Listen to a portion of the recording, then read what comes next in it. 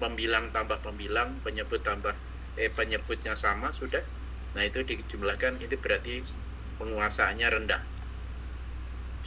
Yang kedua, pemahaman peserta didik. Kalau Anda melihat kasus dalam suatu bacaan,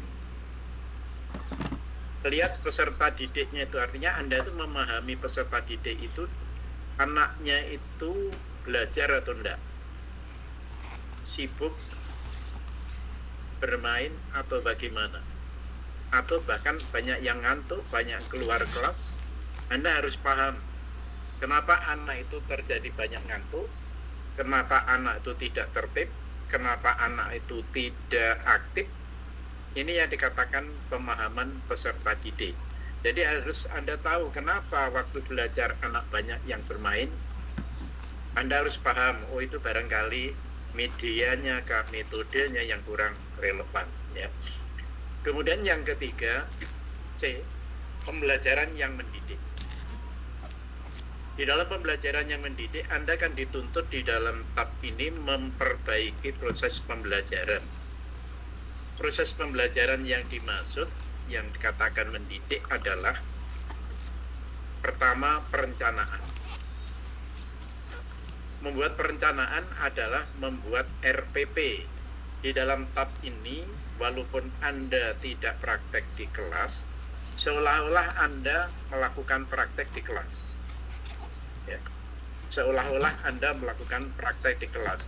Anda harus membawa perasaan Anda bahwa ini harus saya buat perencanaan dan saya laksanakan, seperti itu. Jadi perencanaan itu adalah RPP, pelaksanaan itu adalah perbaikan, ya, memperbaiki. Nah, untuk memperbaiki itu di dalam RPP, terutama kegiatan inti itu harus betul-betul Anda seolah-olah berdiri di kelas. Guru menjelaskan ini tentang materi ini menggunakan apa. Guru memberi contoh tentang bagaimana menyamakan penyebut atau mengukur panjang. Guru menyuruh anak untuk mencoba mengukur papan tulis, panjang papan tulis misalnya. Gimana? Silakan. Pak, mohon maaf, ini sepertinya PPT-nya Bapak belum muncul di layar dari tadi. Belum, mulai tadi ya? Iya, Pak. Kenapa diam aja? Ini tidak muncul? Belum, Pak. Tadi kirain saya aja yang nggak muncul, ternyata karena teman juga yang lain. Bentar.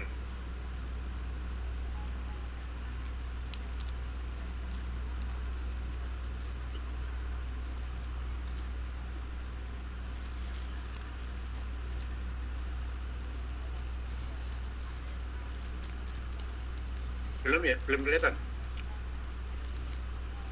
Belum, Pak. Ini juga belum? Belum, Pak. Belum, Pak. Kita keluar aja dulu.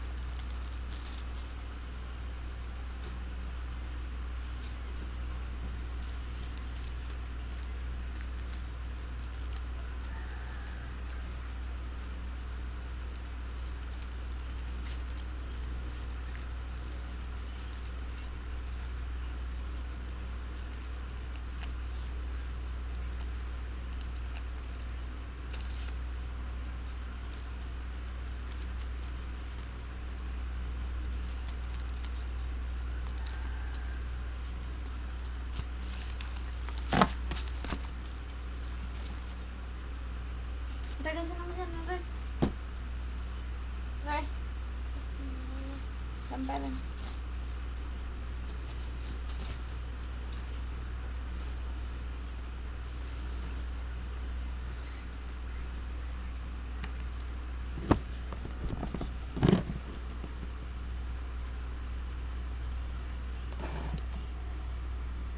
Nggak kelihatan dong aku kuliah.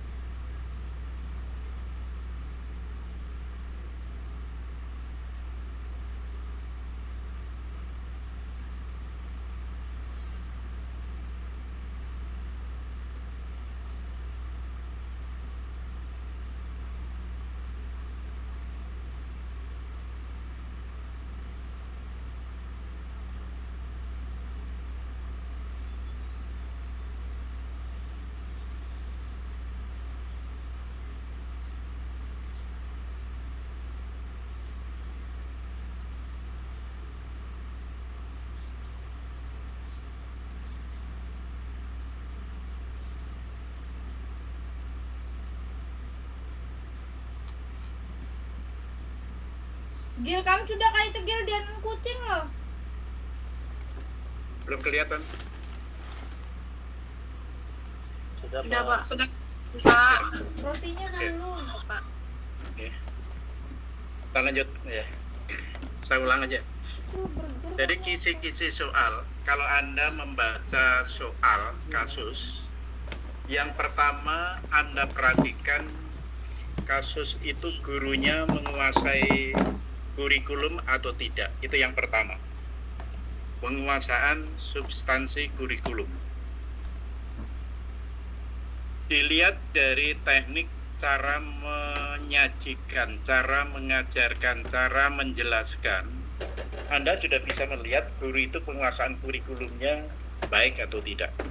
Kalau itu tidak baik, nanti diperbaiki, Anda perbaiki di dalam analisisnya juga, kemudian di alternatif dan juga di kegiatan inti.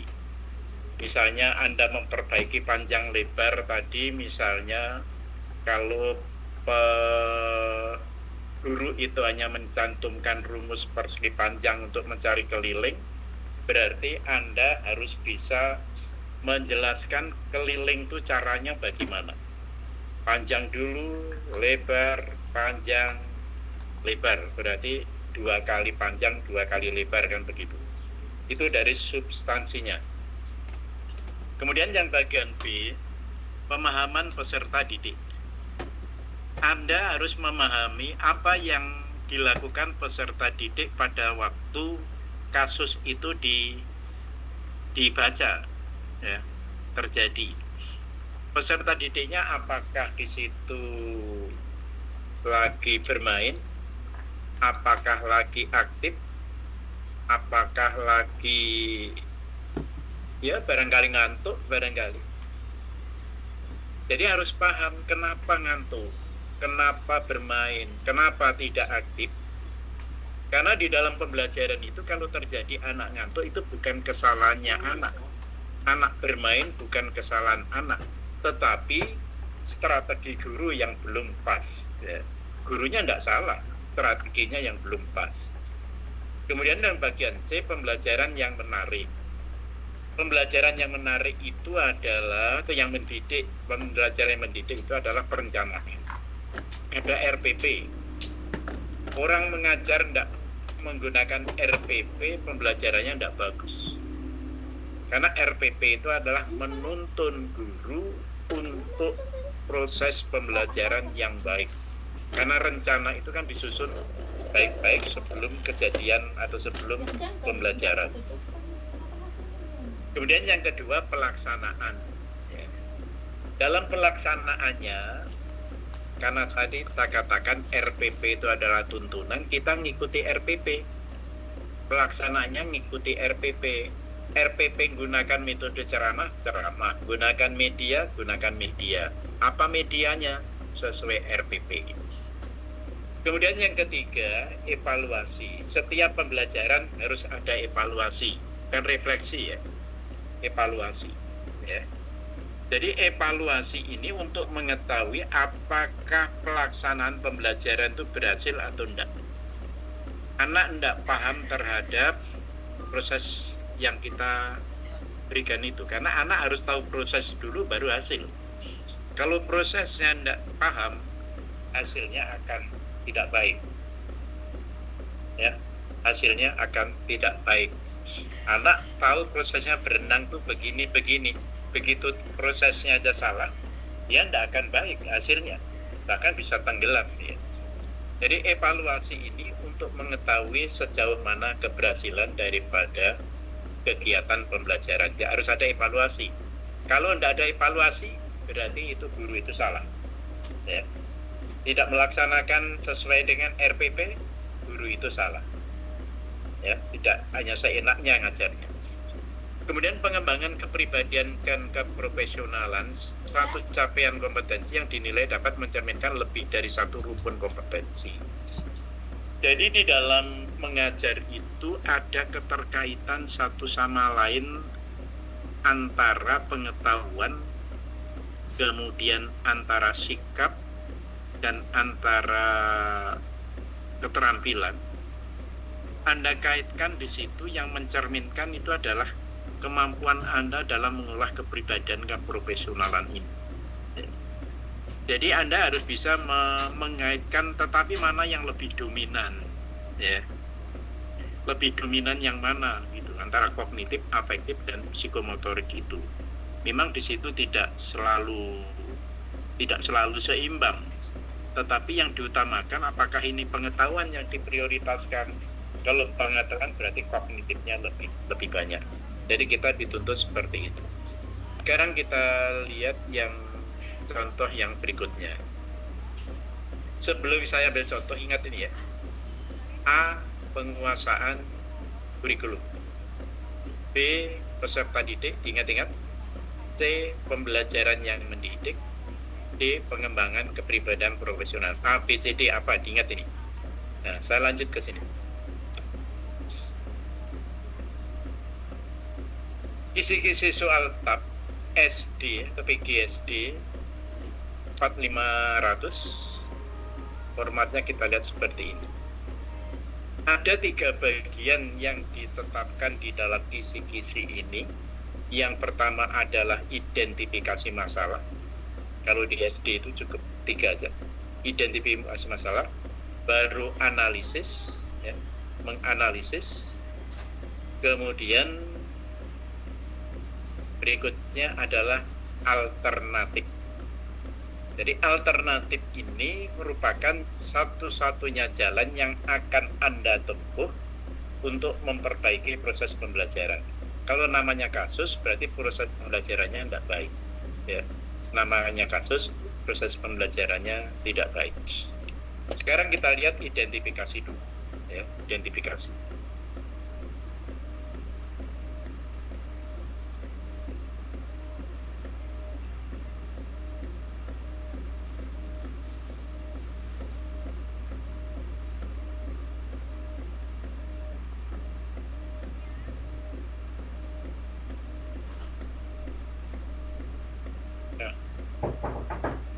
Kelihatan ya?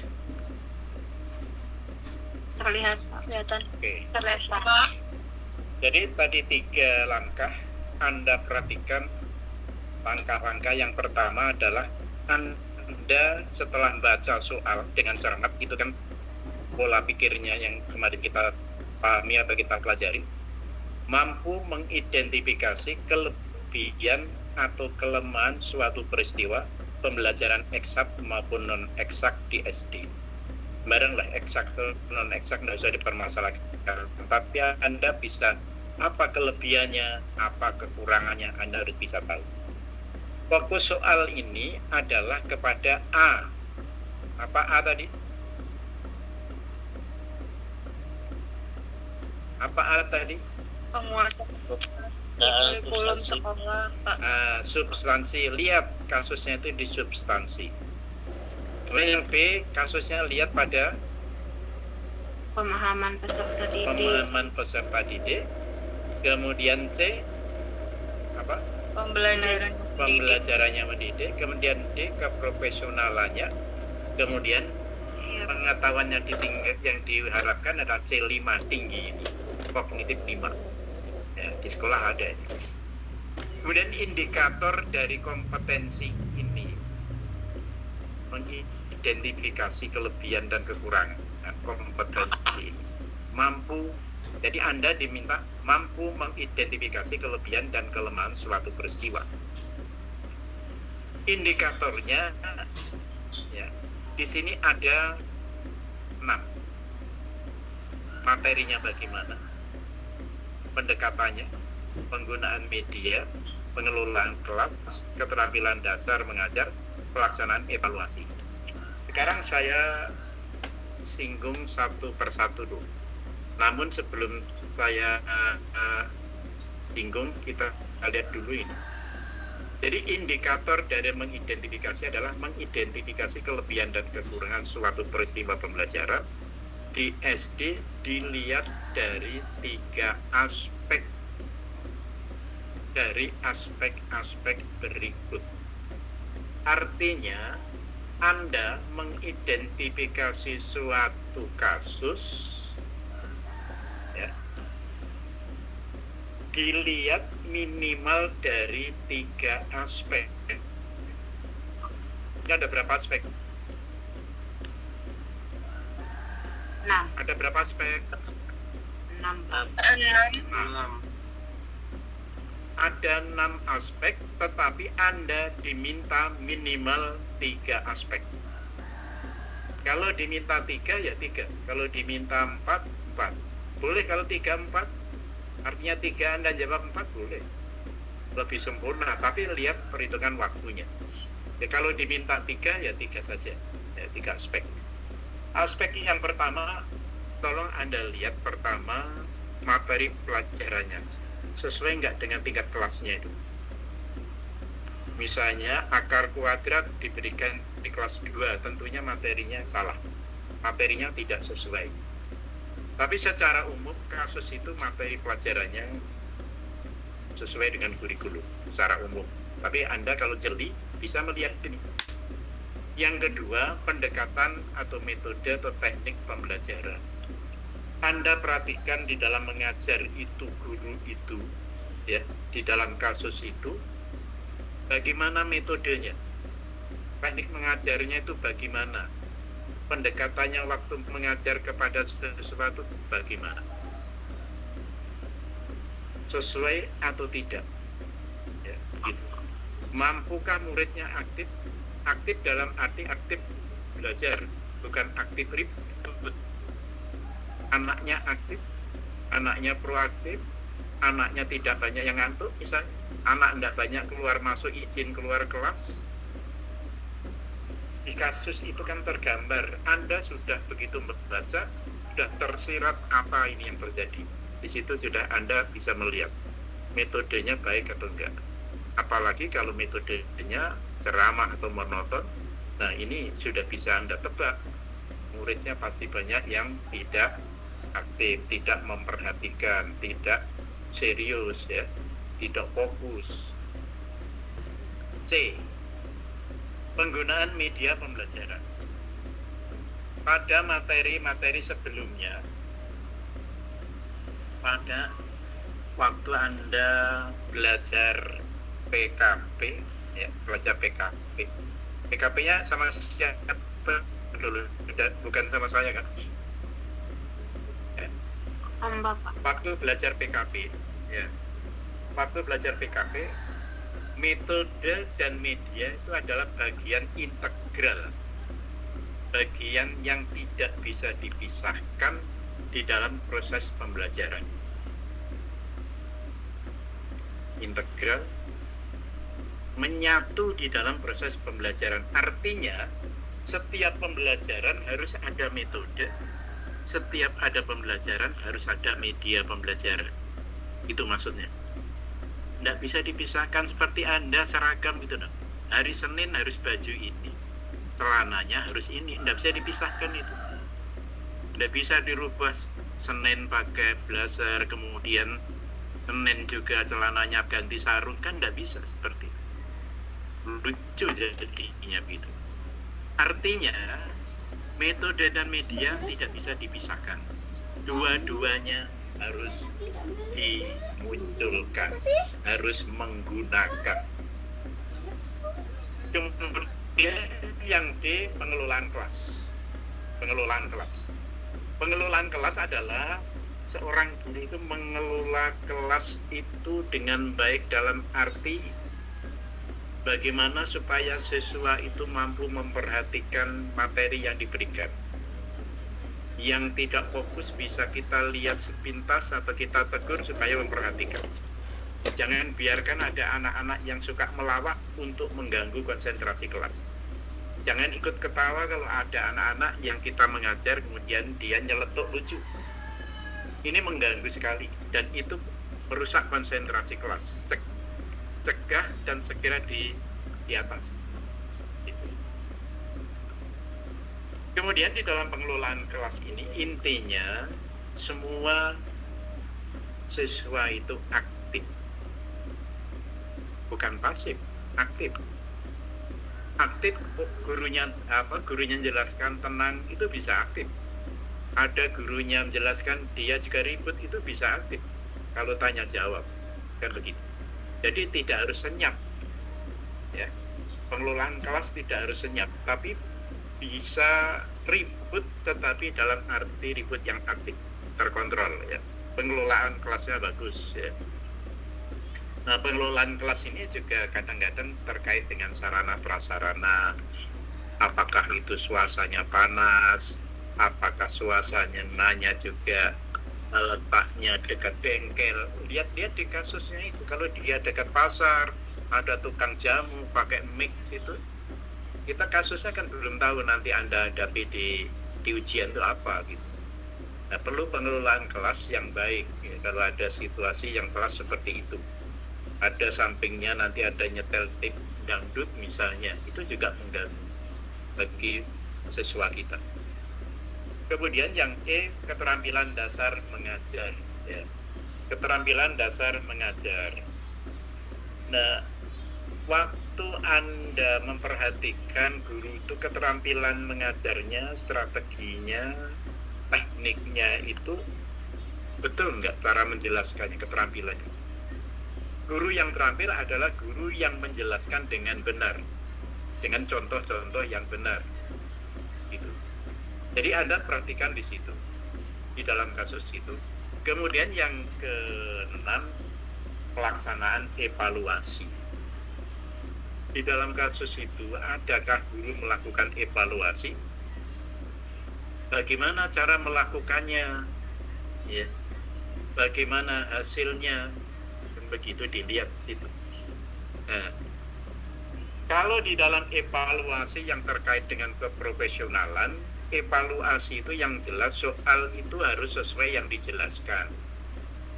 Jangan memberikan soal tidak sesuai dengan penjelasan materi. Ya nggak terjawab, misalnya, ya nggak terjawab. Kemudian cara memberikannya itu gimana? Waktu memberikan itu apakah diberi penjelasan sebelum mengerjakan atau tidak? Sebaiknya guru melakukan evaluasi dan menjelaskan sebelum siswa itu mengerjakan. Misalnya, cara nomor 1 ini yang dimaksud ini, nomor 2 ini, nomor 3 ini. Apakah ada yang kurang jelas? Nah, kalau udah jelas semua, ya silahkan tugasnya dikerjakan. Jangan langsung diberi soal. Ya. Sepintas diberi bayangan bagaimana. Kemudian pada waktu evaluasi, gimana gaya guru? Gaya membaca di depan kelas? Gaya minum kopi di kantor? Atau gaya duduk di depan aja, diam? Atau juga ada yang keliling ke kelas, melakukan supervisi kelas, memberikan bantuan kepada atau memantau kegiatan siswa selama evaluasi, supaya tidak nyontoh, supaya ada yang barangkali kesulitan cara menjawab, bukan kesulitan menjawab, ya, cara menjawabnya aja. Nah, sekarang dari penjelasan A sampai F, kemudian tadi kan diminta dilihat dari 3 aspek, berarti Anda memilih 3 di antara 6. Saya merekomendasikan yang 2 adalah metode dan media. Itu harus ada. Karena ada kata-kata di dalam pembelajaran itu bahwa metode dan media adalah bagian integral. Kalau sudah integral ya jangan dipisahkan. Nah, yang lain silahkan ambil pengelolaan kelas kah, ambil evaluasi kah, ambil keterampilan dasar mengajar. Jadi intinya tinjauannya adalah metodenya. Yang kedua medianya. Silakan dibolak-balik, boleh medianya dulu atau metodenya dulu. Kemudian boleh keterampilan mengajar atau mengelola kelas atau pelaksanaan evaluasi. Tadi saya katakan yang bagian A secara umum itu adalah benar. Secara umum, tapi jarang salah. Tapi kalau Anda bisa mengetahui salah, silakan betulkan. Silakan, ada yang mau ditanyakan? Identifikasi.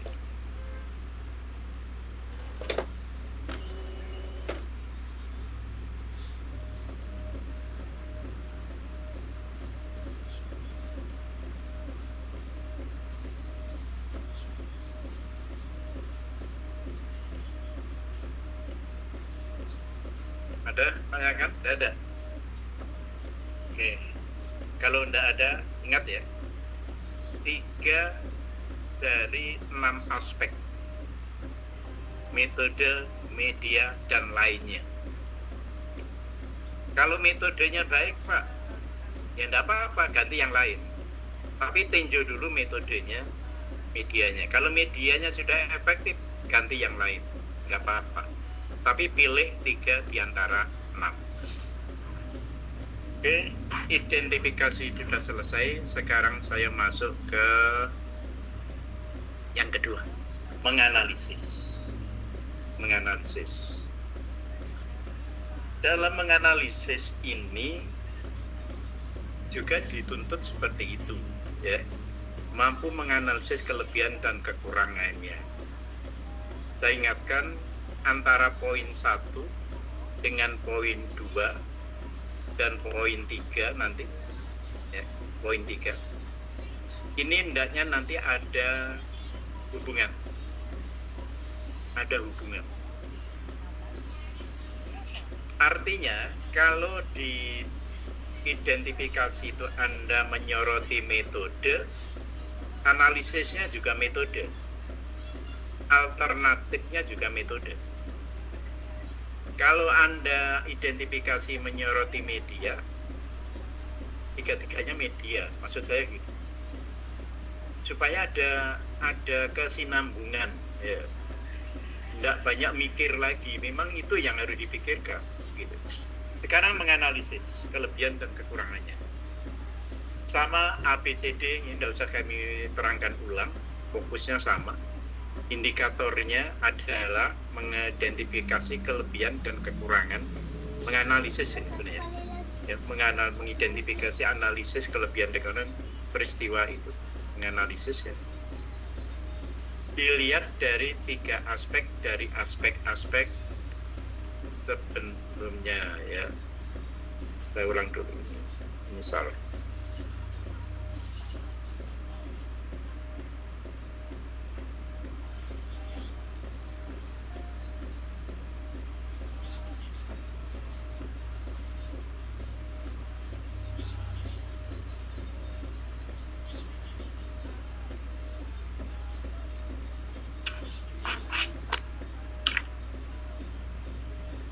Oke, saya kembali lagi.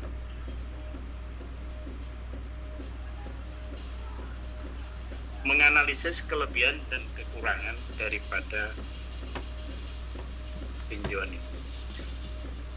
Saya menjelaskan di sini apa yang terjadi pada identifikasi, apa yang terjadi pada analisis. Memang agak berbeda, tapi mengarah. Ya. Misalnya begini,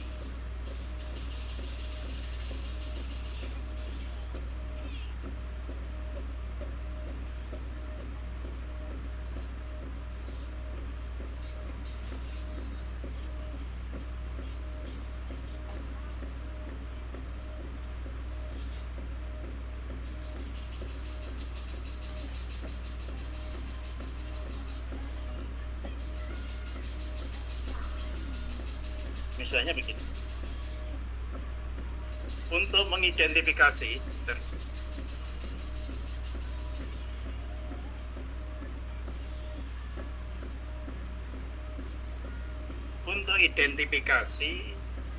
dengan analisis, tadi kan saya katakan ada hubungan ya.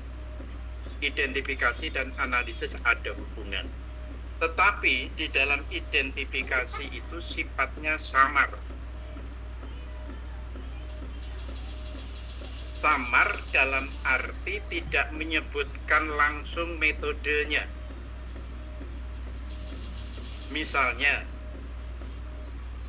sebagian besar atau beberapa siswa terlihat tidak aktif dan mengantuk. Tidak aktif dan mengantuk.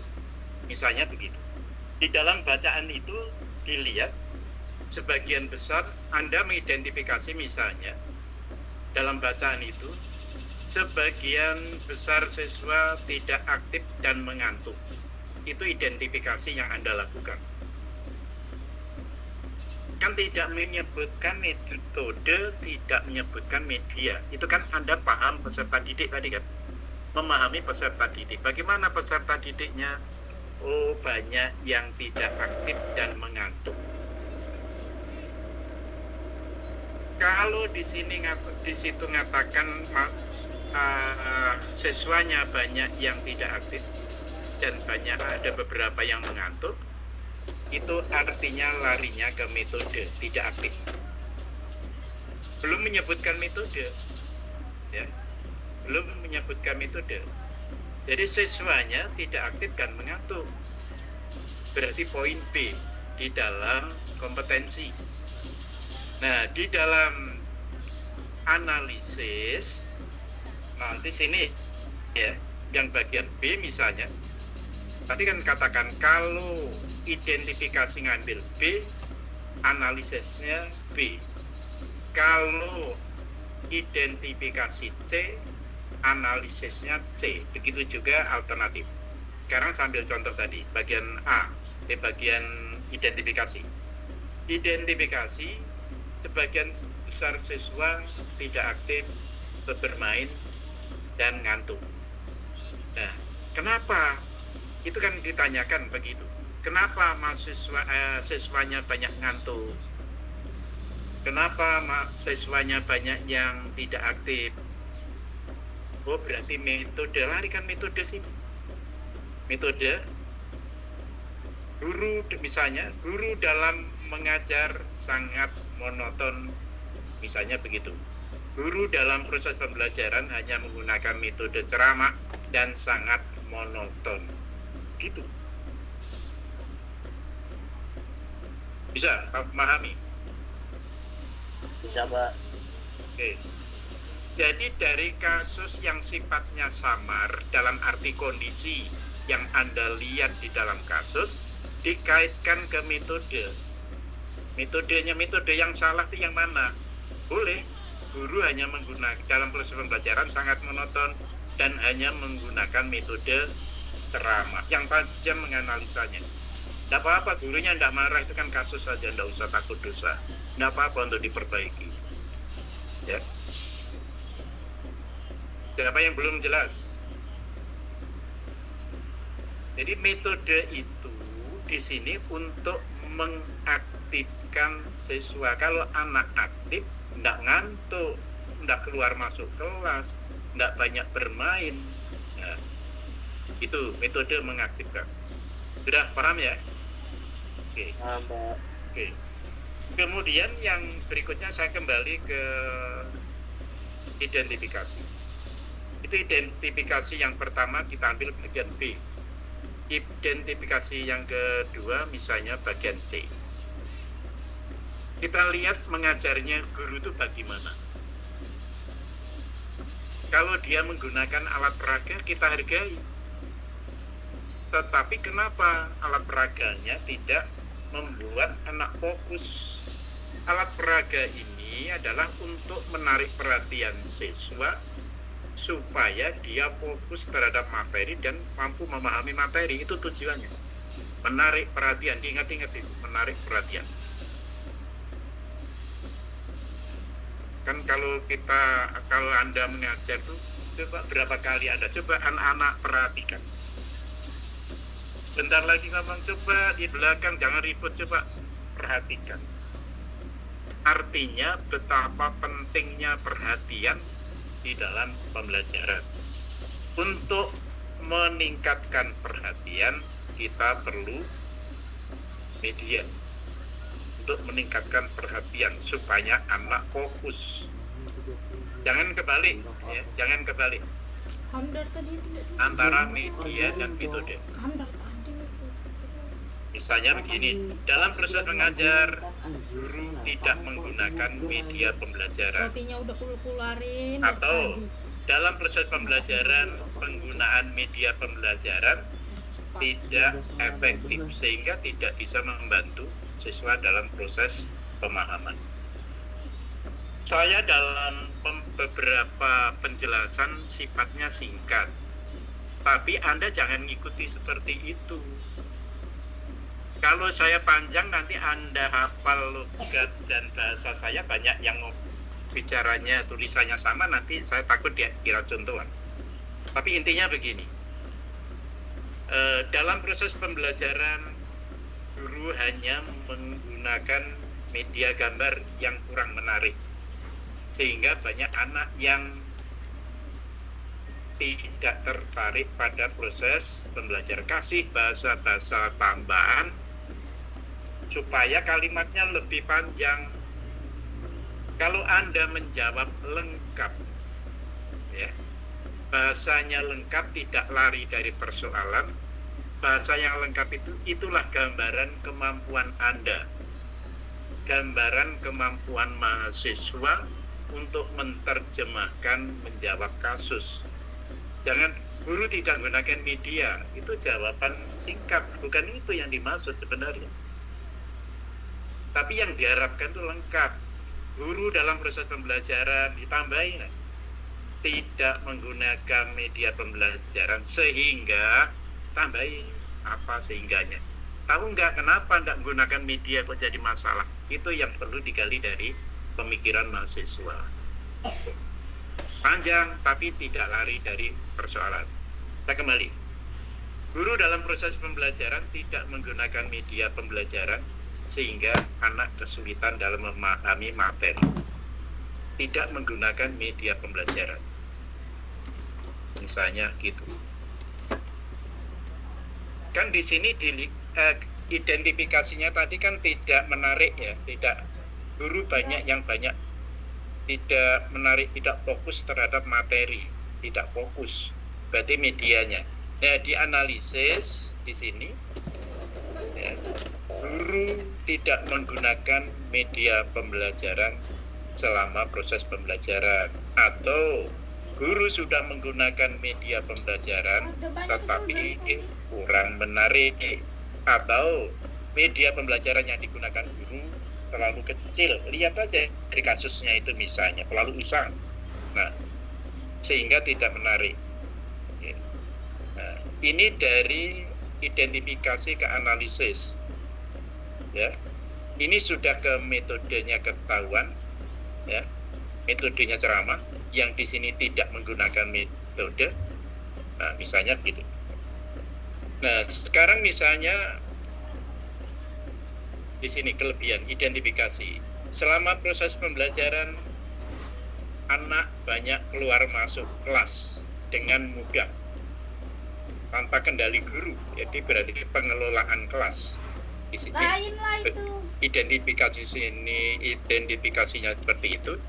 Misalnya di sini guru tidak mampu mengelola kelas dengan baik sehingga banyak anak yang dengan mudah keluar masuk kelas selama proses pembelajaran. Ditambahi sesuai kalimat yang Anda sukai tetapi tetap mendukung tentang pengelolaan kelas. Kelemahan itu. Nah, sekarang ke alternatif. Alternatifnya seperti ini. Alternatif. Tadi di analisis kan guru hanya menggunakan metode ceramah atau monoton. Kan begitu tadi ya. Guru selama proses pembelajaran hanya menggunakan metode ceramah dan monoton. Itu kan bagian B. Nah, sebaiknya apa? Saya tanya. Sebaiknya apa? Alternatif itu kan jawaban daripada analisis. Dia menggunakan metodenya ceramah dan monoton. Sekarang apa yang harus Anda lakukan? Alternatifnya apa? Anda milih yang mana? Lewat sini banjir, lewat sini banjir. Silakan. Guru sebaiknya menggunakan metode variasi, Pak. Guru sebaiknya dalam proses pembelajaran ditambah-tambah gitu. Ditambah tempe, tambah tahu, tambah daging, lama-lama menunya kan lengkap. Usahakan seperti itu. Misalnya, guru dalam proses pembelajaran sebaiknya menggunakan metode bervariasi. Kenapa Anda merekomendasikan bervariasi? Tambahi, karena metode bervariasi mampu melayani kepentingan daripada siswa. Ada anak yang suka ceramah, ada yang tidak suka. Diganti tanya jawab dan sebagainya. Karena metode bervariasi lebih melayani siswa dalam proses pembelajaran. Ditambah, sebaiknya menggunakan variasi. Kenapa menggunakan variasi? Itu harus Anda kejar. Kenapa? Anda jelaskan, kan begitu. Ya. Jadi jangan hanya berhenti di situ, ya. Jangan hanya berhenti di situ. Mana tadi? Ini kata tadi. Ini ya. Oke. Sudah paham? Ada yang menggunakan misalnya sebaiknya menggunakan metode diskusi, boleh. Kalau Anda mau diskusi atau metode kerja kelompok, boleh saja. Ini kan Anda yang menentukan, bukan harus bervariasi, tidak. Multi metode, tidak. Silakan aja. Anda yang menentukan, nah, mau berapa metode, silakan aja. Yang jelas kalau lebih dari satu metode, itu adalah multi metode atau metode bervariasi. Nanti metodenya dimunculkan di dalam RPP ya. Kalau Anda di sini metode variasi, di RPP nanti variasinya apa aja yang muncul, menjelaskan, tanya jawab, menugaskan, itu harus muncul ya. Sekarang yang kedua tadi analisisnya apa tadi? Ya, media tadi apa? Analisisnya apa tadi? Yang saya ngobrol tadi loh, analisisnya apa? Lu apa? Lupa. Gimana? Baru 1 menit udah. Guru dalam proses pembelajaran tidak menggunakan media pembelajaran atau menggunakan media pembelajaran tapi tidak sesuai atau terlalu kecil, terlalu usang dan sebagainya. Sekarang analisisnya apa? Alternatifnya apa? Ayo, silakan. Baik. Siapa? Silakan.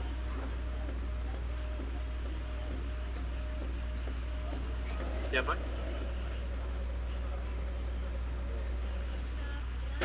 Masa enggak bisa? Siapa? Penyebabnya, analisis itu penyebabnya. Analisis masalah itu yang menyebabkan salah. Apa penyebabnya? Oh, dia menggunakan media yang tidak sesuai atau terlalu kecil, terlalu besar gitu. Maksudnya tidak sesuai itu dijelasin apa gitu. Nah sekarang apa? Alternatifnya apa?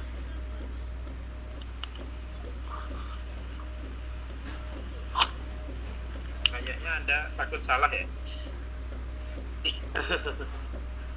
Guru Nggak apa-apa, salah nggak apa-apa. Misalnya- Semua yang betul itu berasal dari salah dulu. Silakan.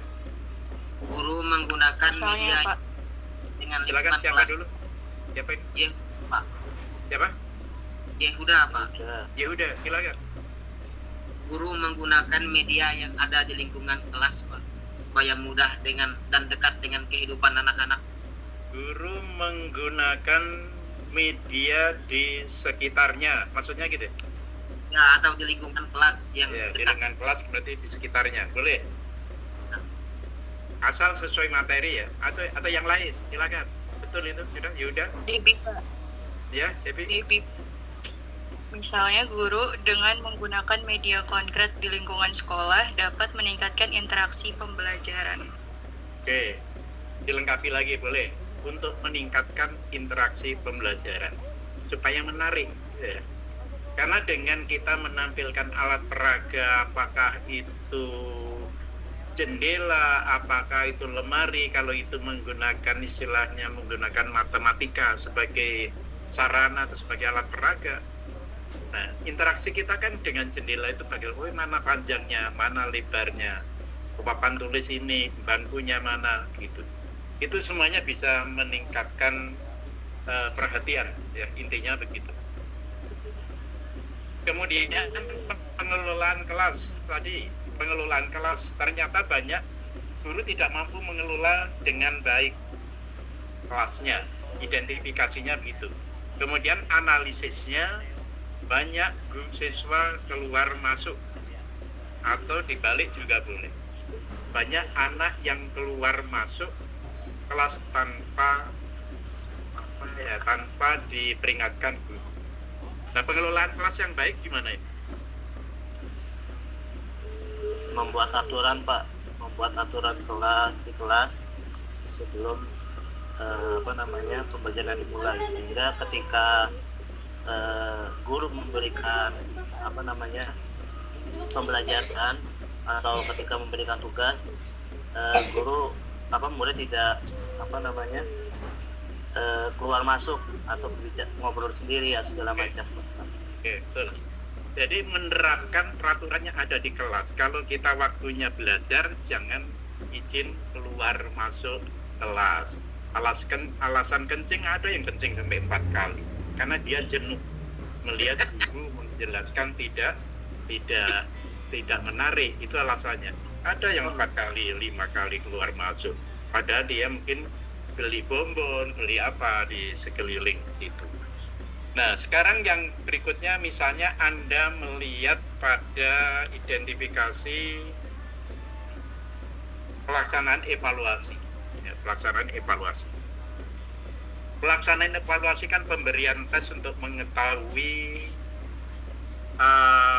kemampuan. Nah, Anda lihat apakah pada evaluasi itu guru menjelaskan cara pengerjaannya, kemudian prosesnya bagaimana guru mengawasi atau enggak, itu Anda lihat itu. Tapi intinya begini, dalam identifikasi jangan menjurus langsung, tetapi melihat kondisi, ya, membaca kondisi. Misalnya begini, misalnya guru sudah melakukan evaluasi, tetapi evaluasi tidak tertib, misalnya begitu. Itu identifikasi. Oh, kok tidak tertib, kenapa? Dicari, dianalisis gitu. Tidak dijelasin waktu evaluasi, tidak ditungguin, ya, koreksinya oleh anak-anak, itu kan tidak tertib namanya, ya, seperti itu. Jadi antara identifikasi, analisis, dan alternatif itu harus ada kesinambungan. Sampai sini ada yang perlu ditanyakan lagi? Ya Pak, izin bertanya. Ya, silakan. Mengenai soal identifikasi tadi ya Pak ya. Ya. Ada pertanyaan yang kayak bagaimana pengkondisian anak yang kinestetik gitu loh Pak kan. Dan yang kedua, ketercapaian belajar yang tertinggal jauh itu seperti apa juga. Dan yang ketiga, pertanyaan saya, profil siswa yang tidak minat belajar gitu loh Pak. Mungkin ada gambaran gitu Pak, saran. Kinestetik maksudnya keindahan. Kinestetik apa ini? Kinestetik itu kayak siswa yang lebih mudah memahami informasi melewati aktivitas fisik gitu loh Pak. Oke. Kalau dia bergerak dia lebih cepat Pak. Kalau diam dia enggak. Oh iya, saya paham. Begini, kasus di dalam bacaan itu kan sifatnya umum, rata kelas, tinjauannya kelas, bukan individu ya. Jadi kelas ini tinjauannya umum, satu kelas, bukan individu. Tapi kalau ada individu yang lebih tetapi tidak mengganggu, itu tidak ada masalah. Tapi kalau ada individu yang lebih, dalam arti berperilaku lebih, minta perhatian, itu yang perlu mendapat perhatian. Tapi kalau tidak jadi masalah di sini. Ya. Jadi jangan mengacu ke perorangan, tapi kita mengacu kepada kelas, karena kasus ini bacaannya adalah kasus kelas. Kemudian apa yang terakhir? Yang terakhir tadi profil siswa yang tidak minat belajar Pak. Nah, ada beberapa anak yang seperti anak tidak minat, profil siswa tidak minat siswa. Memang kadang-kadang ini kan belum tentu tidak minat, tetapi minatnya itu belum terbangun, ya. Bagaimana guru memotivasi dia supaya dia mau? Anak yang tidak minat belajar itu kadang-kadang dia ketinggalan belajar. Di kelas 5 mau diajarkan misalnya akar kuadrat, dia tidak minat karena 3 kali 4 sudah tidak tahu, kan itu masalahnya. Dia tidak punya dasar kadang-kadang, sehingga tidak menyebabkan itu. Tapi kita tetap mengetahui kenapa dia tidak minat, ya. Apakah latar belakangnya masih terbelakang, tidak menguasai, ataukah memang alat peraga kita yang kurang menarik, atau metode kita yang kurang mengaktifkan dia. Kita ambil contoh ini ya.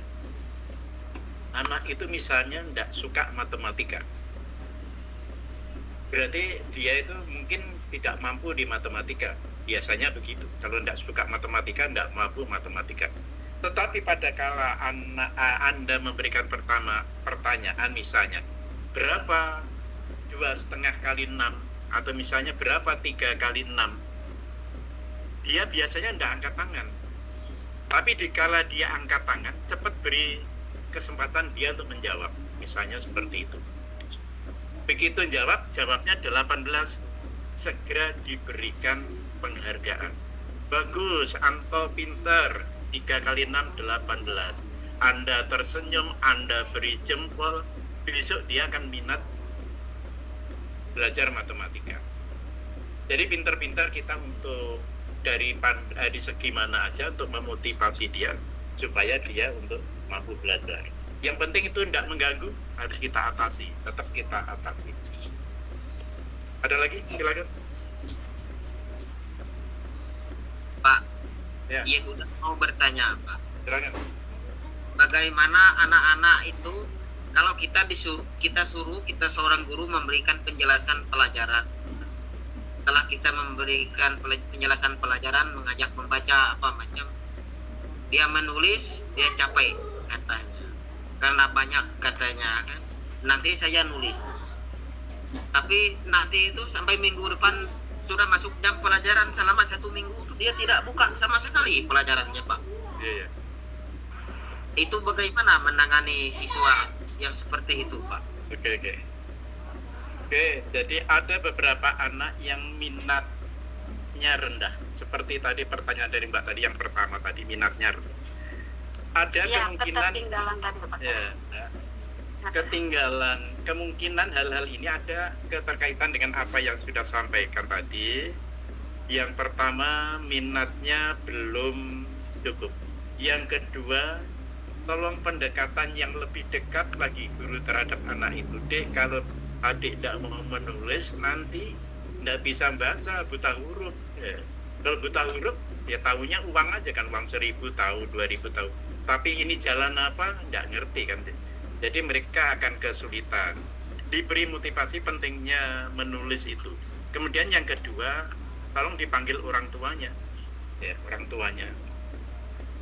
Kalau dulu kan ada guru kunjung, tapi kalau di daerah-daerah yang agak jauh saya tidak pernah menganjurkan. Tapi kalau kami di Balikpapan masih di dulu, saya mewajibkan guru kunjung. Bisa mengunjungi ke rumah. Kenapa sih?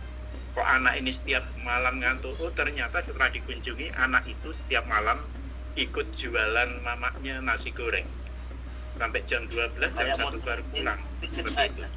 Ya, seperti itu. Hal-hal ini kita adakan pendekatan, ya barangkali kalau pas ikut mamanya jualan, ya harus suruh bawa buku. Biar aja belajar di situ, enggak apa-apa. Daripada di rumah enggak ada temannya takut, nah enggak apa-apa.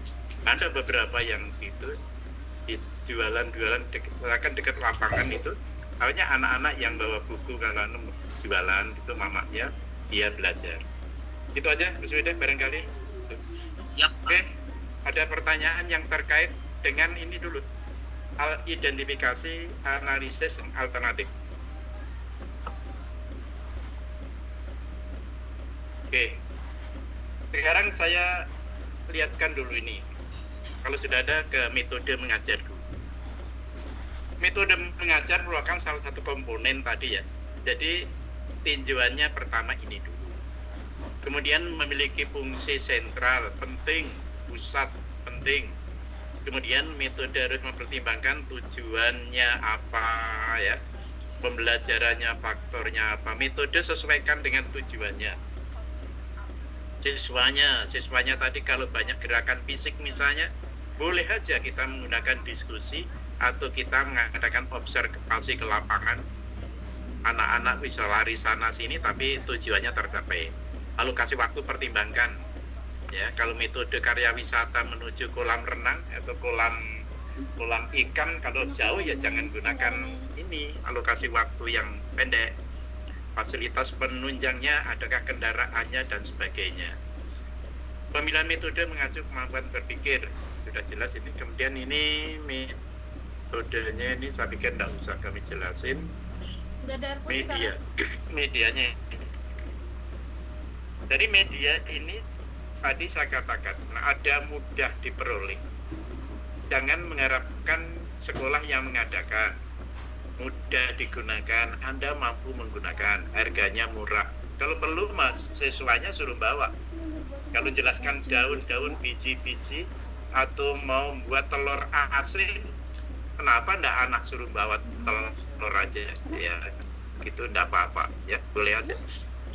Tujuan dicapai, sifat dan bahan ajar sudah. Medianya silahkan nanti. Jadi begini, kalau nanti ada di dalam alternatif ini, di alternatif ya, Udah nggak ada air putih, jadi alternatif itu pendekatan metodenya Anda menggunakan metode variasi. Di RPP ada kan langkah-langkah perbaikan pembelajaran poin terakhir, itu harus ada metode variasi. Apa saja medianya yang Anda gunakan apa? Pengelolaan kelas kalau Anda soroti silakan, kalau enggak tinggal evaluasi Anda soroti, ambil, misalnya begitu.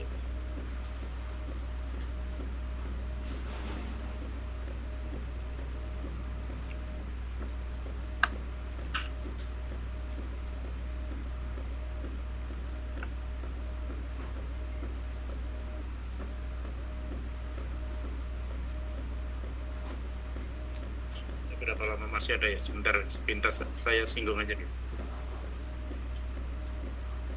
Saya ambil contoh kasus pembelajaran IPA, sepintas saja. Nanti bentuk-bentuknya kurang lebih seperti itu. Anda menyimak ya, jangan hanya mendengarkan, menyimak membaca ini. Pak Samsudin mengajar di kelas 6 SD 01 Balikpapan Utara. Pak Samsudin dengan rasa percaya diri masuk kelas dengan membawa gambar peredaran darah dan bagan peredaran darah manusia. Jadi ada gambar peredaran darah dan bagan. Apa bagan itu? Nah, kayak apa kalau nggak ngerti bagan apa itu? Bagan itu merupakan tiruan. Ada kan yang gambar orang, ada jantung, ada paru-paru yang bukan gambar, bentuk itu. Nah, itu namanya bagan ya. Media ditaruhnya di atas meja dan perhatian anak pun tertuju ke media tiruan karena sangat menarik. Nah, bagan medianya rupanya baru beli, sekolah baru beli, dibawa oleh Pak Sam gitu ya. Setelah memberikan salam dan mengecek kehadiran siswa, Pak Sam menyampaikan bahwa hari ini belajar pelajaran IPA tentang peredaran darah manusia. Peredaran darah manusia, peredaran darah. Pak Sam juga menyampaikan bahwa setelah selesai pembelajaran, siswa dapat menjelaskan peredaran darah manusia. Apa artinya ini? Tujuan pembelajaran. Tujuan pembelajaran. Dan lambat cepat kalau ada kasus sih cepat. Oh, ini tujuan ini gitu. Pak Sam dengan berdiri di depan kelas, Pak Sam mulai menjelaskan materi peredaran darah manusia dengan media gambar. Media gambar kira-kira di mana taruhnya? Bayangkan. Papan tulis, kawan. Di papan tulis, ditempel atau digantung kan gitu. Anda tidak pernah gunakan jadi bingung di mana. Oh, di dalam lemari tidak kelihatan. Siswa memperhatikan penjelasan Pak Sam terlihat bingung dan penuh tanda tanya. Peredaran darah itu kan abstrak. Kalau dijelasin dengan gambar sulit, gitu. Jelasin dengan gambar sulit. Nah, makanya di sini dikatakan apa tadi? Bingung, gitu ya? Bingung. Siswa memperhatikan penjelasan Pak Sam terlihat bingung dan penuh tanda tanya. Sampai kegiatan pembelajaran selesai, Pak Sam tidak menggunakan media tiruan peredaran darah manusia tersebut, padahal siswanya sangat menantikan untuk apa alat itu. Ya. Pak Sam lupa rupanya. Ya. Sekarang pensiun, Pak Sam ini sudah lupa, pensiun. Ya. Setelah menjelaskan, Pak Sam memberi kesempatan pada siswa untuk bertanya dan kesempatan ini dimanfaatkan siswa untuk bertanya. Apa? Tidak dimanfaatkan siswa untuk bertanya. Biasanya siapa yang mau tanya? Tidak ada yang bertanya. Kalau Anda menjelasin itu, jelas anak-anak sudah Bu, sudah Pak, kan begitu ya. Siswanya bingung, Pak. Ya bingung. Ya. Kadang-kadang siswanya juga sudah jenuh dengerin. Oke. Sekarang lanjut. Selanjutnya Pak Sam meminta semua siswa untuk mengerjakan LKPD. Nah, dikasih soal lembar kerja peserta didik. Ya, betul ada yang nggak tahu singkatannya. Yang sudah dipersiapkan yang terdiri dari 5 pertanyaan. LKPD-nya itu ada soalnya 5 soal. Ketika siswa mulai mengerjakan tugas, terlihat siswa kelihatan kebingungan dan malas karena tidak mengerti bagaimana menjawab soal dimaksud. Dilihatnya Pak Sam membaca di meja guru. Siswa mencari kesempatan untuk bertanya pada teman dan dengan sembunyi-sembunyi mereka mulai membuka buku IPA. Anda bisa bayangkan kan murid Anda sedang menunduk-nunduk membuka buku IPA gitu kan, bayangan Anda gitu. Harus seperti itu, sembunyi-sembunyi seperti Anda waktu di SD mau ngerepek kan seperti itu. Tetapi naas banyak soal yang tidak bisa dijawab. Selesai ulangan, Pak Sam menjadi kecewa karena hanya 2 orang dari 25 siswanya menjawab benar, sedang yang lain masih banyak salah karena memang tidak mengerti. Selama jam istirahat, Pak Sam duduk sendirian, kasihan, duduk sendirian di dalam kelas dan melakukan refleksi apa yang telah terjadi di kelasnya. Saya sudah pakai alat peraga, sudah menjelaskan, sudah memberi kesempatan tanya jawab. Kok hasilnya hanya 2 yang menjawab benar? Akhirnya dia termenung, pusing mungkin, cuma tidak disampaikan sini. Sendirian dan melakukan refleksi apa yang terjadi, kan begitu. Dari bacaan ini, saya langsung aja mengingat waktu ya, dari bacaan ini, Anda diminta misalnya identifikasi 4 peristiwa penting dalam kasus pembelajaran yang menyebabkan timbulnya masalah. Apa yang menyebabkan masalahnya itu sebenarnya di mana sih? Identifikasi 4 peristiwa penting dalam kasus pembelajaran yang menyebabkan timbul masalah. Masalahnya itu menurut Anda apa sih? Pak Sam tidak menggunakan bagan. Itu kan penyebabnya, ya, penyebabnya. Nah, yang di sini kan yang menyebabkan timbulnya masalah. Ini lihat. Yang masalahnya Pak Sam itu apa? Sebenarnya masalah yang dialami Pak Sam itu. Dia kecewa ini deh. Kecewa karena hanya 2 orang yang menjawab benar. Kan itu kan? Anda kalau ulangan, nilai ulangannya rata-rata 4, masalah enggak? Naik kebalik lagi. Enggak. Masalah. Oh, masalah.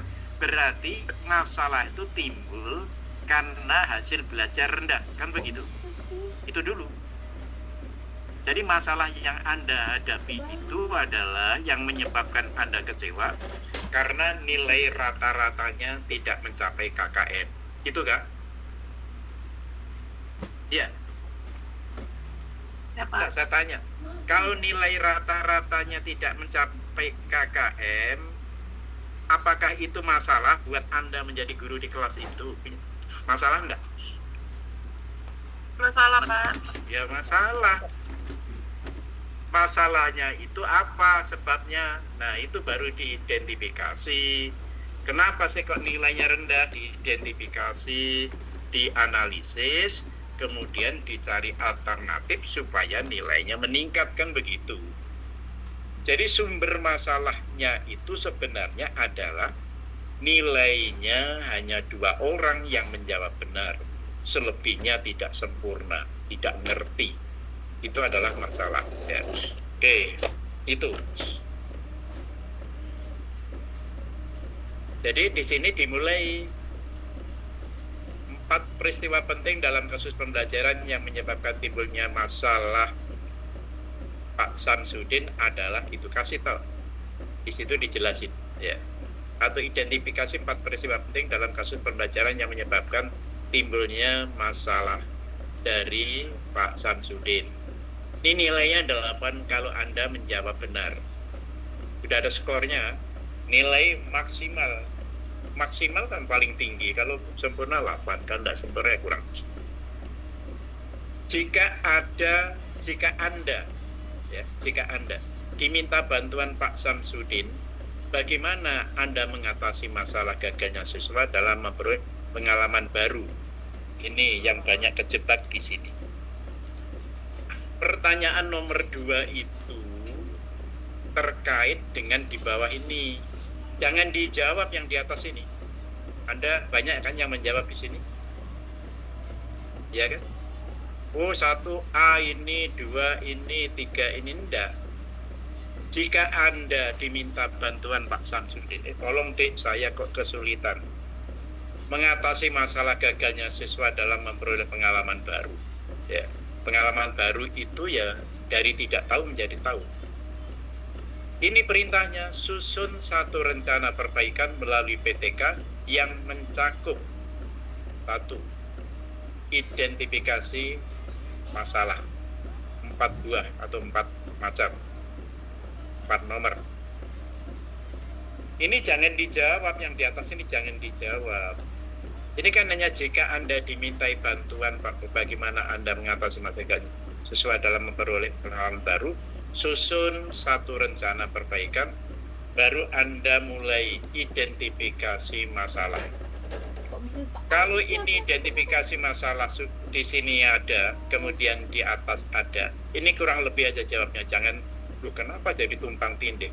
Bisa jadi. Ini kurang lebih, mirip-mirip aja. Ini ditulis saja, kurangi, tambahi hurufnya, tidak ada masalah.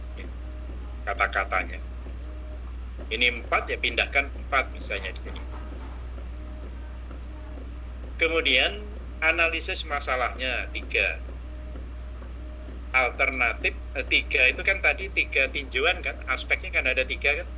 Nah, kalau ini tidak diminta pun 3 ya.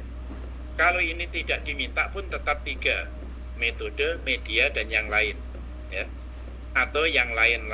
Jadi ada 3. Kalau metode medianya Anda tidak pakai, silakan aja, boleh.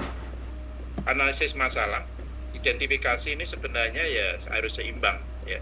3 ini dibuat 3 aja lah, 3 aja. Tapi kalau diminta 4 ya boleh aja. Kemudian alternatif pemecahan masalahnya, kemudian rumusan masalah, tujuan perbaikan tadi sudah kemarin ada kan, langkah-langkah perbaikan. Ini G itu enggak pakai ini. Untuk langkah-langkah perbaikan, kembangkan prosedur pembelajaran yang meliputi kegiatan awal, inti, dan penutup. F, G-nya itu enggak ada nih sebenarnya.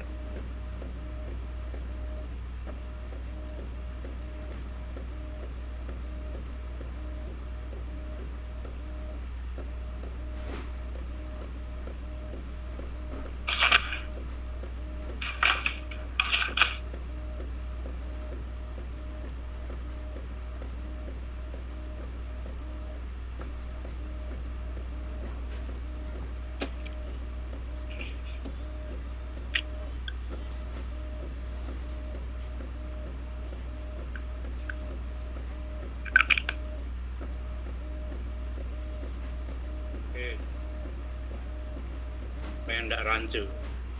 Ini dari sononya memang begitu. Oke.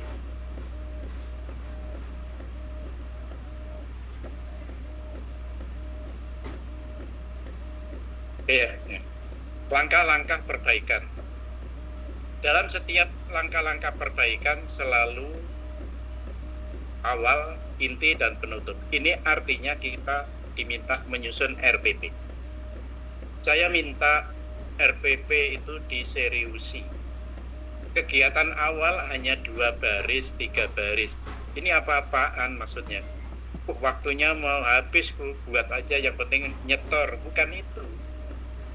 Anda itu nanti kalau sudah ujian harus mandiri dan percaya diri. Ya. Nggak bisa tanya kiri kanan, soalnya beda-beda. Sebelah kananmu prodi hukum, sebelah kirimu manajemen, Anda mau tanya kemana? Oleh karena itu saya minta dalam setiap kegiatan dikerjakan serius. Ada kegiatan awal hanya menyampaikan tujuan dan mengabsen. Nah ini kan nggak sesuai dengan apa yang saya sampaikan. Yang saya sampaikan di web ini tolong diikuti. Kalau mau hasilnya sempurna, ya. Kalau mau hasilnya sempurna, ya, seperti itu. Ya.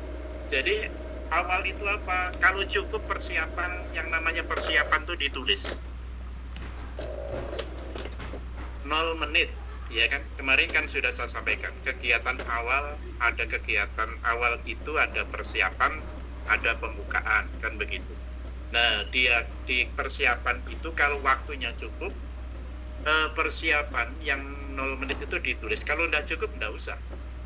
Kalau tidak, bukan berarti tidak usah. Sekarang kalau Anda mengatakan di situ persiapan, guru mempersiapkan RPP. Korektor itu paham, oh berarti guru ini guru bener. Mengajar mempersiapkan RPP. Itu nilai plusnya kalau Anda sempat menulis kegiatan awal itu ada persiapan mempersiapkan RPP.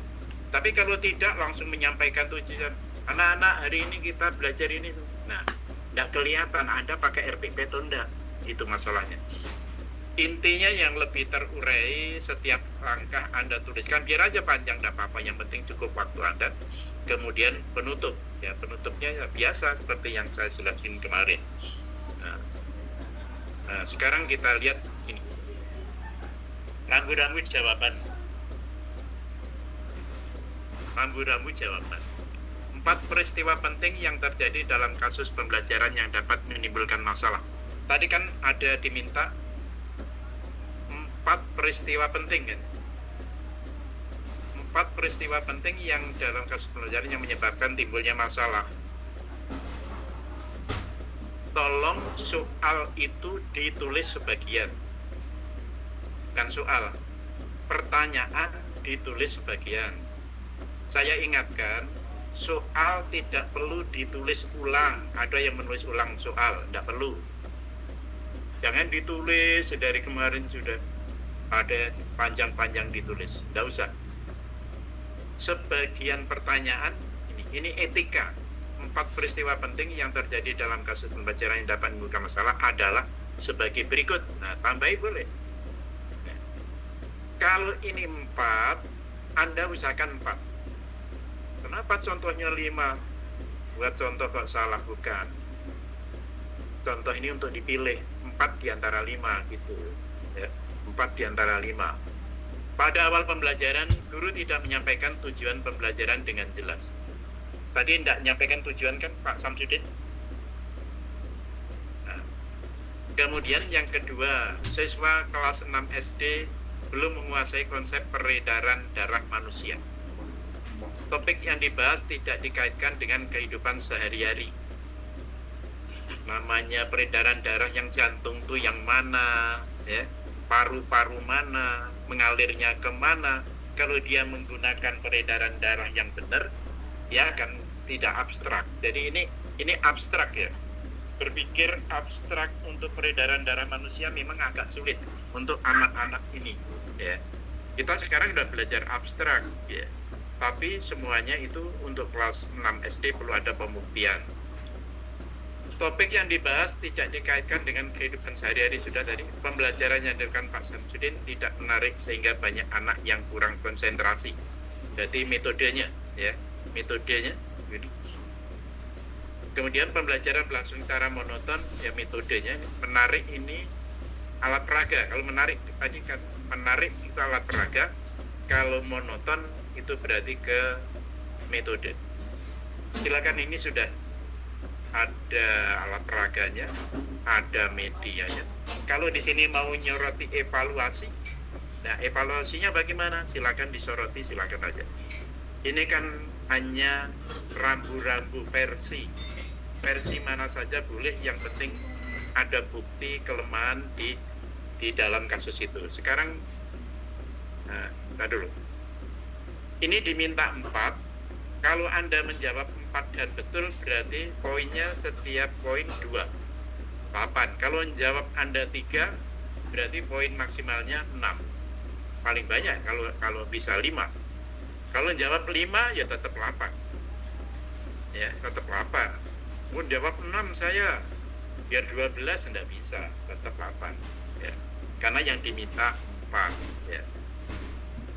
Kalau Anda punya alternatif 4 diminta, kemudian Anda punya alternatif 5, pilih yang terbaik, 4 yang terbaik di antara 5. wah ini saja, ini bagus, ini sangat sangat penting, ini perlu, yang sangat lemah ini kasus ini ya. Tidak menarik, ya tidak menarik kan berarti metode media, kalau sini monoton berarti metode. Rencana perbaikan, identifikasi masalah. Siswa kelas ini belum menguasai konsep peredaran darah manusia. Dilihat dari hasilnya hanya 2 yang bisa menjawab benar. Guru sudah menggunakan alat peraga dalam pembelajaran tetapi tidak efektif. Tadi menggunakan alat peraga kan dia? Media gambar, media apanya tadi? Media bagannya tidak digunakan. Proses pembelajaran yang dilakukan Pak ini sangat menjenuhkan, monoton tadi, ya kan? Metode. Kemudian sebagian besar siswa kelas 6 kelihatan bingung dan kurang konsentrasi. Berarti alat peraga. Kurang konsentrasi itu arahnya ke perhatian. Nah, ini poinnya 2 aja. Tiap jawaban nilainya 2. Jadi artinya ini hanya 2 diminta, ya 2 saja. Ya. Biar berapa nilainya tetap itu. Ini 2. Anda jawab berapa? 2. Analisis itu yang menyebabkan, ya. Anda tidak bisa guru sebaik ini alternatif. Analisis. Guru menggunakan alat peraga tidak tepat sasaran. Ini bisa Anda tambahi, ya. Guru dalam proses pembelajaran sudah menggunakan alat peraga tetapi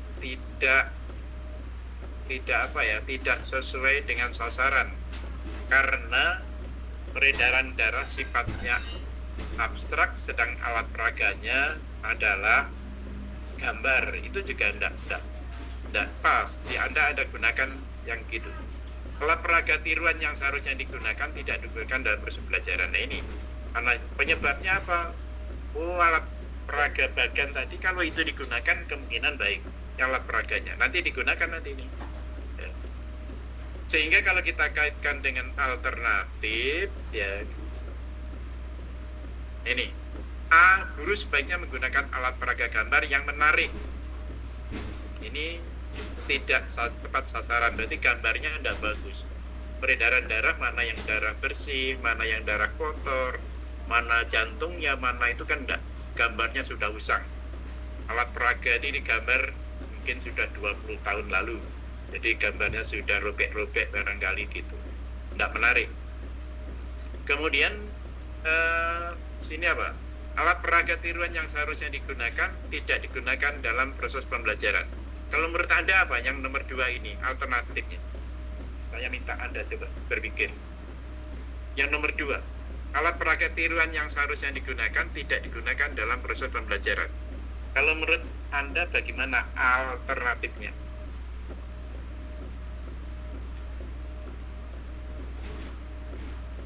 Sebaiknya alat peraga itu dipergunakan saat proses pembelajaran.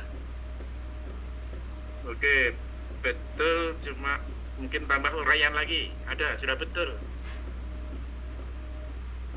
Supaya anak-anak ya terus supaya anak-anak dapat melihat bentuk peredaran darah itu seperti apa. Oke. Jadi alat peraga tiruan, jelasin alat peraga tiruan peredaran darah, diuraikan aja enggak apa-apa di sini, lengkapi. Jangan alat peraga saja.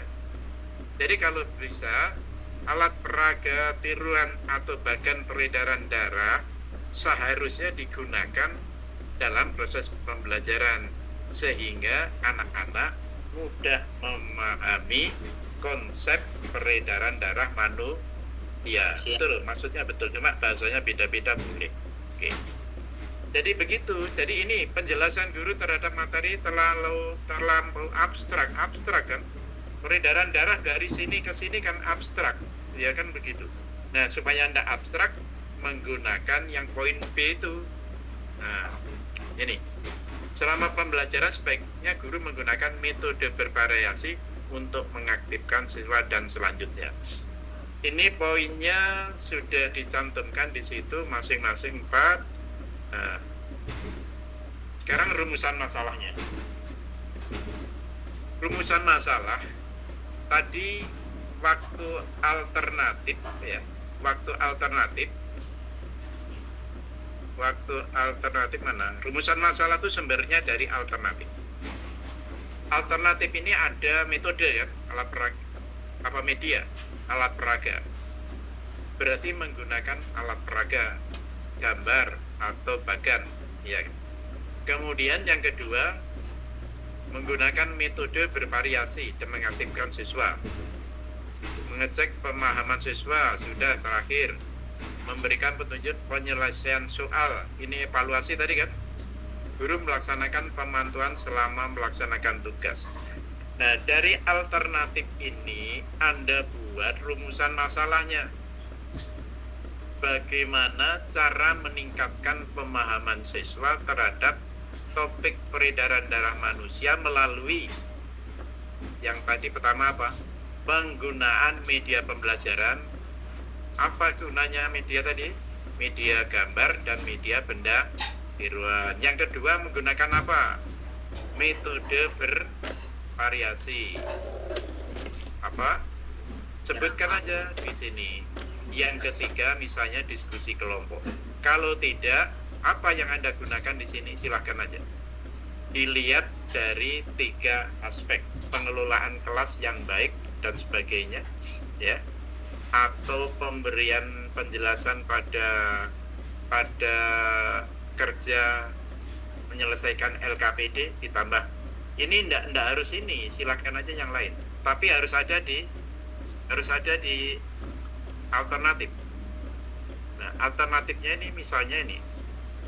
Selesai penyajian materi, guru melakukan pengecekan, guru memberikan petunjuk. Nah ini, memberikan petunjuk penyelesaian soal sebelum melaksanakan tugas. Ya. Ini bisa diganti yang di sini. Petunjuk pengerjaan tugas. Ya. Itu aja. Petunjuk pengerjaan tugas. Kalau Anda tidak menggunakan diskusi kelompok, yang penting di sini ada 3 aspek. Tujuan perbaikan sama aja nih bagi siswa, meningkatkan kemampuan siswa kelas berapa dalam materi apa. Materinya tadi apa? Peredaran darah manusia, ya kan? Guru meningkatkan kinerja guru sehingga meningkatkan kualitas pembelajaran siswa terhadap materi peredaran darah melaluinya Anda ambil di atas, boleh. Melalui peredaran darah, melalui apa? Ini 3. Atau digabungkan dalam satu kalimat, boleh. Ya. Meningkatkan kinerja guru sehingga meningkatkan kualitas pembelajaran siswa terhadap materi peredaran darah manusia melalui penggunaan media pembelajaran gambar dan benda tiruan, metode bervariasi, dan penjelasan penyelesaian tugas, misalnya gitu. Boleh kalau dibuat kalimat. Kalau tidak dibuat kalimat, dibuat berpoin-poin juga boleh seperti ini, ya. Kemudian langkah-langkah kegiatan perbaikannya, ingat setelah itu kan baru membuat RPP kan tadi kan. Nah, RPP A kegiatan awal dibagi 2. Nah, pembukaannya ada di poinnya 4. Jadi kegiatan awal itu ada persiapan, ada pembukaan, poinnya 4. Kemudian yang ini kegiatan intinya. Nah, kegiatan inti coba lihat. Di dalam kegiatan inti tadi kan menjelaskan alat peredaran darah dan tubuh manusia. Itu materinya. Kemudian Anda menggunakan media apa? Munculkan di sini. Media gambar peredaran darah manusia, bagan peredaran manusia, ya. Kalau menjelaskan berarti sudah metode ceramah, ya. Kemudian guru, ini ada poin 2. Guru menugaskan beberapa siswa untuk menunjuk alat peredaran darah dalam gambar bagan. Biasanya alat peredaran darah gambar atau bagannya itu kan ditaruh di depan. Coba yang mana jantung? Menugaskan beberapa siswa untuk menunjuk alat. Ini metodenya adalah metode tugas, ya, menunjuk anak-anak ini, menunjuk untuk maju ke depan, ya. Kemudian selanjutnya silakan diatur secara runtut ini karena guru sudah paham. Setelah saya menjelaskan dan sebagainya. Nah, silakan setelah selesai penjelasan dan melakukan demonstrasi, guru mengajukan beberapa pertanyaan. Ini mengecek pemahaman. A, B, C, D, F, G, H, I, J, K, L, silakan sampai L. Kegiatan inti itu poinnya 6. Ya. Nah, ini kegiatan inti kalau Anda menggunakan kerja kelompok boleh. Ya. Anda mengerjakan kerja kelompok boleh. Taruh dulu HP-nya. Ya. Ini sama dengan kemarin, cuma ini kan dibuat kolomnya seperti ini. Kotak-kotaknya seperti itu. Ada pertanyaan?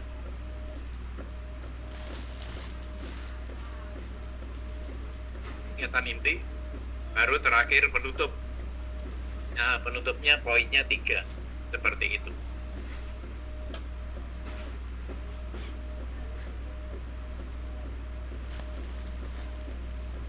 Sudah?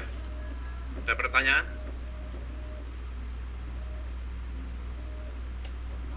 Saya jelasin lagi penutup, karena kemarin kan sudah. Penutupnya ya seperti itulah.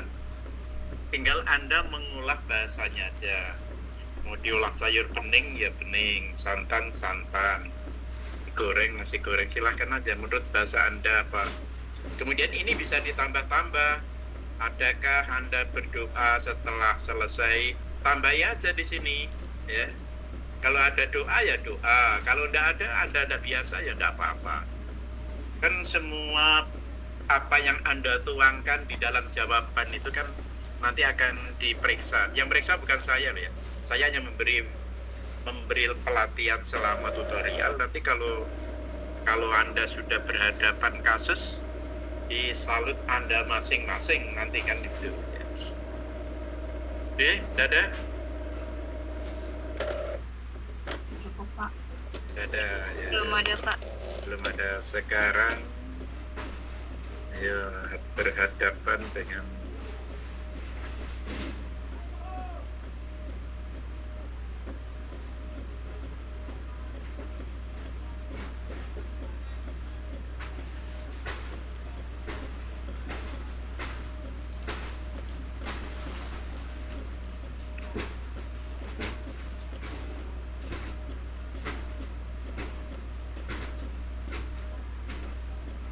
agak susah.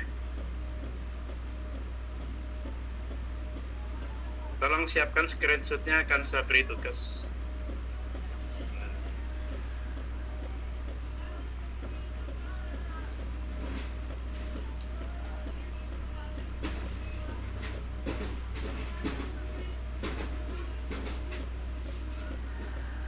Sudah siap ya? Siapa? Di foto aja.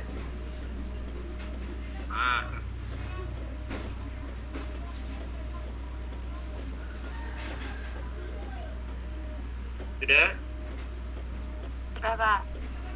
Ayo yang lain, silakan. Nanti kalau ada Ayo, Pak. kebingungan, tolong pengurus ya. Tolong jangan lupa screenshotnya nanti dilaporkan. Sudah? Sudah, Pak. Ayo ini.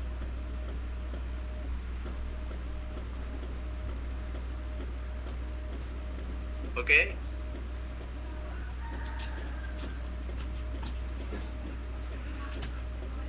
Sudah belum? Sudah, Pak. Sudah. Nah, pertanyaannya satu sudah? Baru. Sudah, Pak. Ini lagi nomor 2.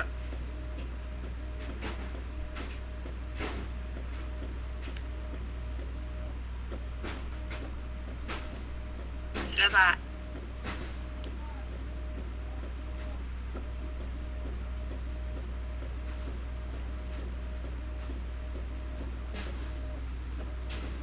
Sudah ya. Jadi nomor 2 itu perintahnya susunlah, ya. Dimulai dari identifikasi. Yang ada poinnya kan identifikasi. Jangan nomor 2 dijawab sendiri.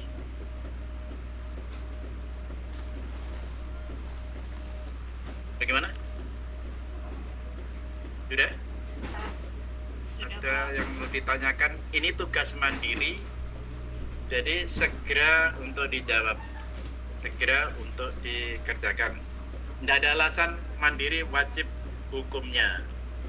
Tidak ada, berarti nilai partisipasinya tidak menambah pada tugas. Jadi ini harus dikerjakan. Barangkali untuk pertemuan 3 sudah saya sampaikan ya. Materinya segera untuk dikerjakan tugas-tugasnya. Kemudian jangan lupa tugas itu dikirimkan, jangan lewat hari Jumat ya. Jangan dikirimkan hari Jumat, jadi supaya lebih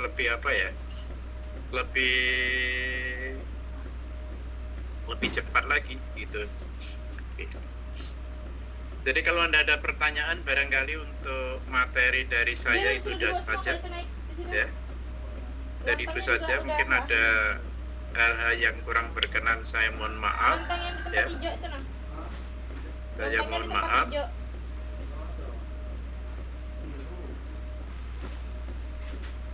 Kumpulnya tetap chat pribadi ya Pak? Iya, chat pribadi dulu.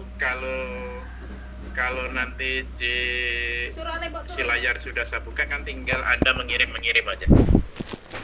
Yang penting ke saya sudah punya data siapa yang ngirim tugas 1, tugas 2 gitu. Ada yang tugas 1 nggak ngirim, tenang aja gitu ya. Ya jangan tenang selamanya, kan nggak bagus itu. Oke, terima kasih ya. Ketemu lagi sesi berikutnya.